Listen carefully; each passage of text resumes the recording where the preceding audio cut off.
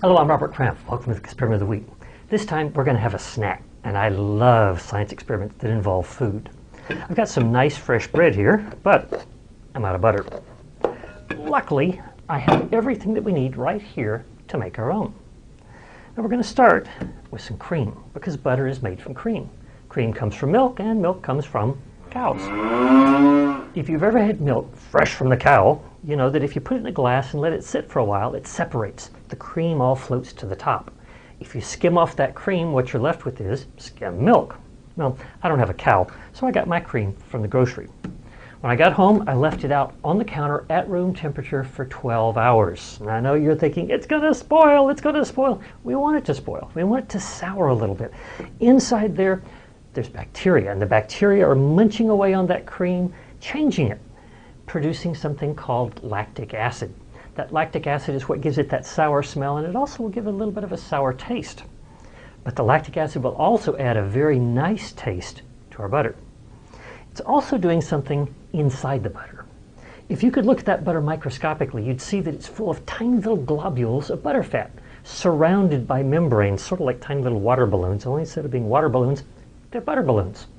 That lactic acid is going to weaken that membrane a bit, make it easier for that balloon to pop.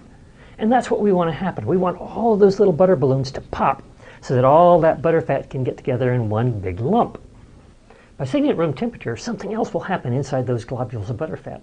The butterfat will start to crystallize, forming sharp points. It'll be sort of like putting broken glass inside this water balloon. It makes it much easier to pop. But to get them to pop, we're going to put the cream inside this glass jar. Pour it in there. You can smell that sour smell. Not a bad smell, just something to let you know that the cream has changed a bit, that those bacteria have been at work. And now we're going to put the lid on the jar, nice and tight. And we want it nice and tight because now we're going to shake this jar. No, we're not going to shake it all over the place. What we want is nice, slow, controlled shakes. We want about one shake every second. And we're going to continue doing this for about 2 or 3 minutes. Now, at first you'll notice the glass is covered with the cream. The cream inside is sloshing around. But every time we shake that bottle, it's just like taking a water balloon and throwing it against the side of a house. With all of those little globules of butter, all those little butter balloons smashing against the end of the jar, they all start to break, and all of that butterfat starts to stick together into clumps. Okay, it's been a couple of minutes, and you notice something happening. The cream is pulling away from the glass jar. We're starting to see inside now. You can see the butter that's forming in there. That means we're getting very, very close. We're going to give it a few more shakes. Break the last few of those butter balloons.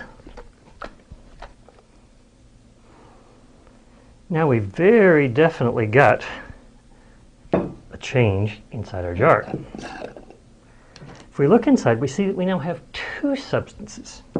First, we've got a very thin, milky substance that's called buttermilk.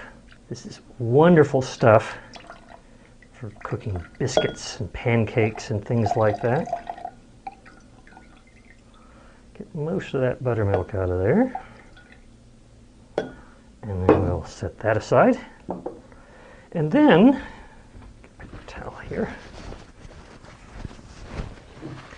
we're going to rinse our butter, because we want to get as much of that butterfat separated from the skim milk as we can.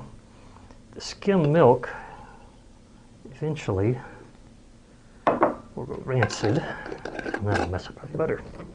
So I pour some water in there, give it a good shake. And then pour off that water.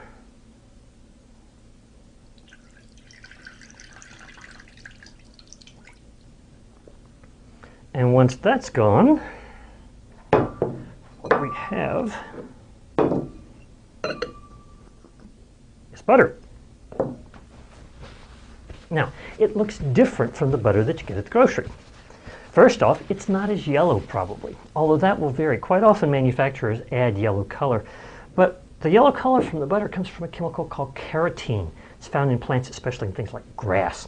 So if you're getting cream from cows that are eating lots of grass, it'll have a much yellower color. At this point, we can eat it just as it is, as sweet cream butter.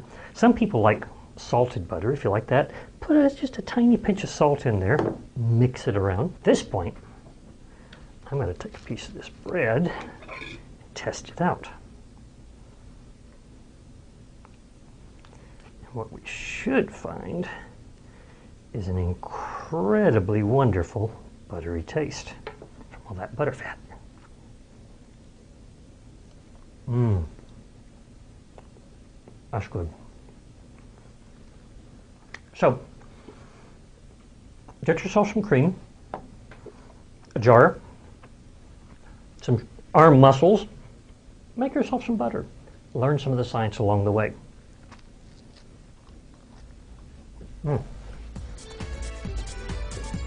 That's all for this time. Have a wonderful week.